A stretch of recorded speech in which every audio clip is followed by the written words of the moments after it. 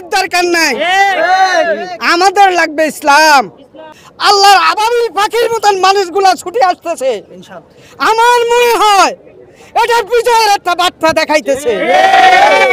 একজন ইমানদারের দরকার, একজন কোরআনী শাসনের দলের দরকার, সেই দলটা হলো জামাতে ইসলাম।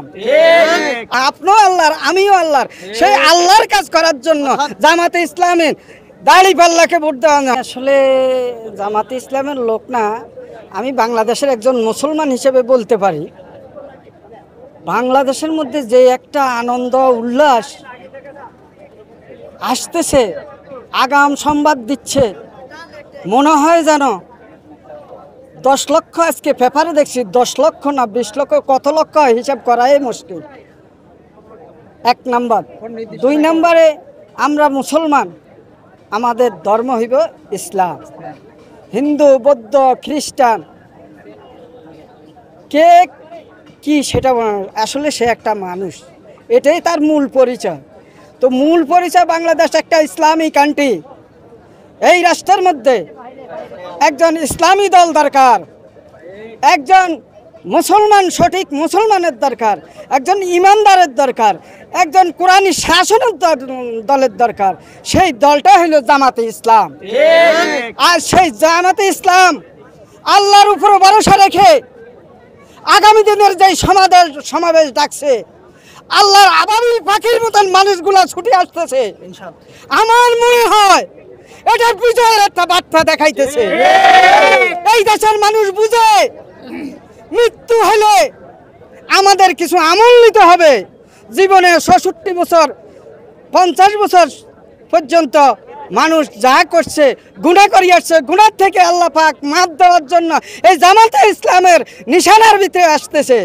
আল্লাহ পাক যেন সব মুসলমানকে হেদায়েত দান করে কালকের এই ময়দানে এসে জামাতে ইসলামের পতাকা হাতে নিয়ে দেশকে সুন্দরভাবে গঠন করে ওই পার্লামেন্টে লা ইলাহা ইল্লাল্লাহ ধ্বনি দিয়ে যখন এই দেশ শাসন করতে পারে, সেটাই আমার প্রত্যাশা।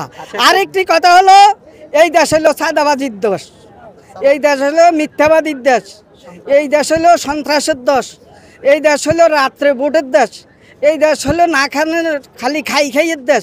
কারণ যে যত পায় ততই লাগে, আর লাগালাগির দরকার নাই, আমাদের লাগবে ইসলাম, আমাদের লাগবে আল্লাহর শাসন, সেই আল্লাহর কোরআনের আইন যেইভাবে চলবো আমরা সবাই সেইভাবে চলবো। তারা দেখতেছে রাস্তার মধ্যে এখন আর তাদের খানা নাই। এখন ইসলামী দল তাদের একটা রিজার্ভ ফান্ড ছিল ভোটের, সেই রিজার্ভ ফান্ড এখন আলাদা হয়ে গেছে, এখন জামাতে ইসলামী রিজার্ভ, ওই জন্য তাদের মাথা খারাপ হয়ে গেছে, কিছু বলার নাই। যদি ক্ষমতায় আসে তাহলে কি চাঁদাবাজি বেড়ে যাবে বলে মনে করেন? চাঁদাবাজিটা এখন হইতেছে, চাঁদাবাজিটা এখন হইতেছে, আরো তো হবে, এতে কোনো সন্দেহ নাই, এতে কোনো সন্দেহ নাই, হবে, এতে কোনো সন্দেহ নেই।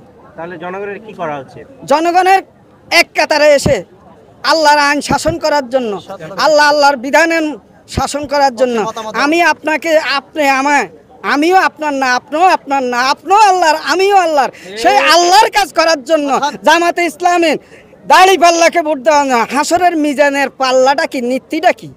দাড়িপাল্লা। সেই দিকে লক্ষ্য রাখে আমানতটা আমানতভাবে দিয়ে দেন।